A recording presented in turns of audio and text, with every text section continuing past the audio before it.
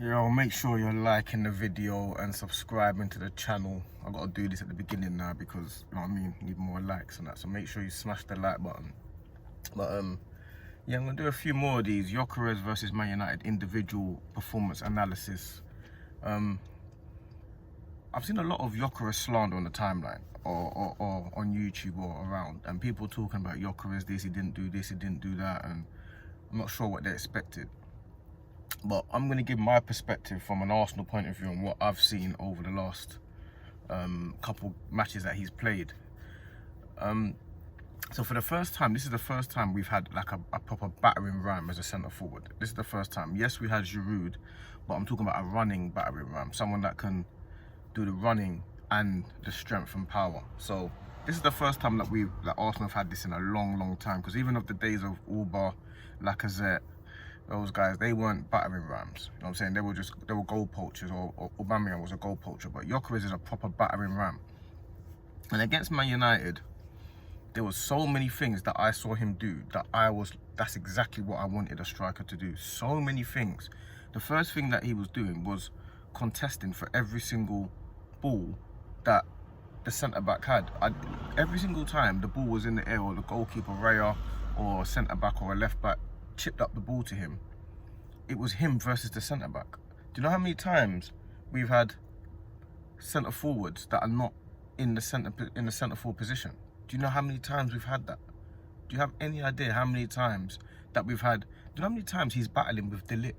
That it might sound like, oh yeah, but obviously he's gonna battle with the centre-back. Do you know how many centre forwards we've had that are not battling with the actual centre-back?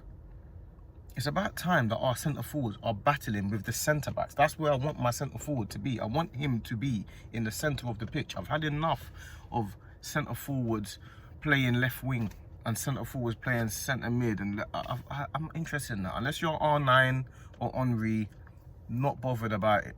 I need my centre forward to be up front. So that's the first thing that I appreciate that he done, that I like that he does. He stays where he's meant to be.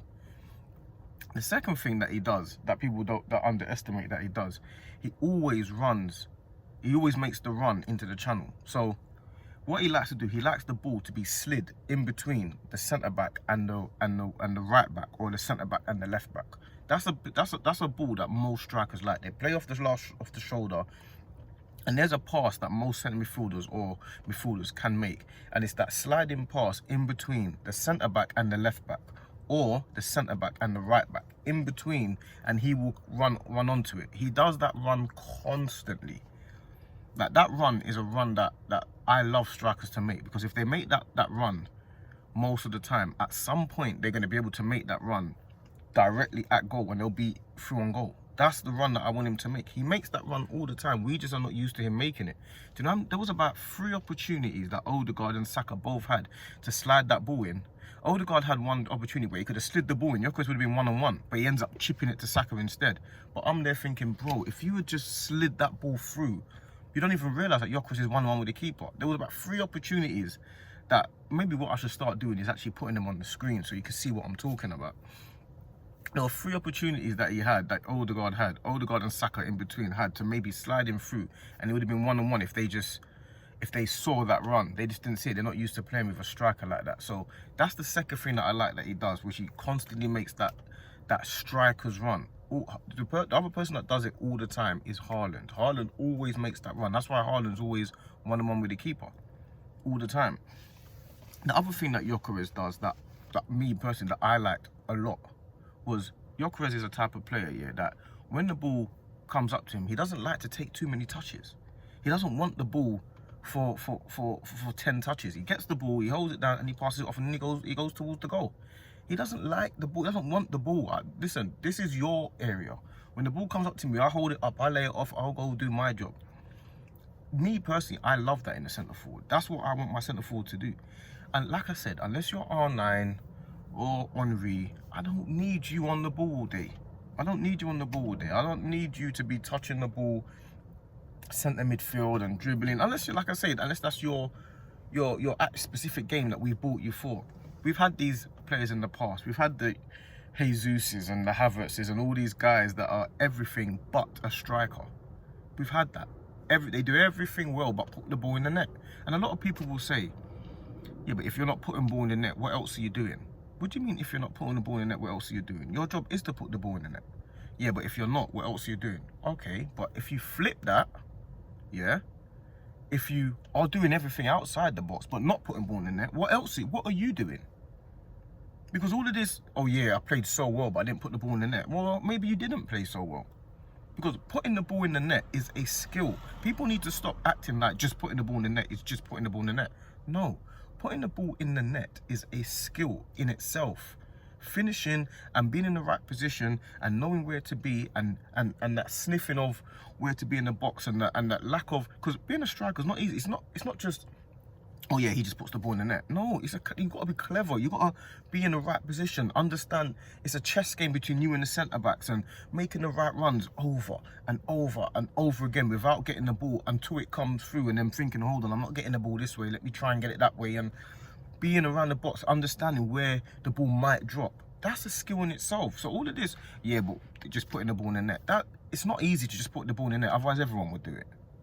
So Gyokeres is the type of player, and when I was watching him individually, and I've come to realize this, he's the type of person that does the same thing over, and he's the most repetitive striker we've had for years. He does not stop doing the same thing over and over and over and over again. And you see that is where his goals come from. His goals come from repetitiveness. He will consistently make that run, that striker's run, for the whole game, whether he gets the ball or not. And that is where he's going to get his goals. And you're going to see he's going to score goals because of him being repetitive. Against Man United, he did the same thing. The amount of times he was in the channels, the amount of times, every time he got the ball, he was in the channels. Because that's what he does. He makes sure he's in the right position for himself. Yes, he had a few overhit passes when he got into there. And of course, his touch was a little bit heavy at times. Of course, but to me, that just comes with a little bit of match sharpness, a little bit of match fitness and stuff like that. But overall, I was impressed with what I saw. It wasn't a breathtaking performance. Of course it wasn't. It wasn't like something I've never seen before. But for Arsenal and for me, I was like, about time we've got somebody that just plays as a striker, an original old school striker. He's back to old school. He's an old school player. He's back to old school, just doing your job. Doing your job. You guys do your job, I'll do my job. And he didn't get any chances. Only couple opportunities he had, he kind of like crossed the ball and stuff like that. He didn't get any goal scoring opportunities, but he will get them. He will get goal scoring opportunities because he's always in the right position. He's always in the right spot. So me, that's how I saw it with him. Obviously, he got taken off after 60 minutes for reasons, because obviously we were under the cosh and we needed Havertz to come on, and Havertz was really energetic and stuff like that, and Havertz actually helped us when he came on. So obviously, if he continues to come off after 60 minutes and 70 minutes, he probably won't get as many goals as I would want him to get. That's the only other thing. I mean, most strikers, a lot of them get their goals in the last 20 odd minutes of the game, and the last bits when teams are tiring and space is opening up. So a lot of strikers get a lot of their goals in the latter part of the matches.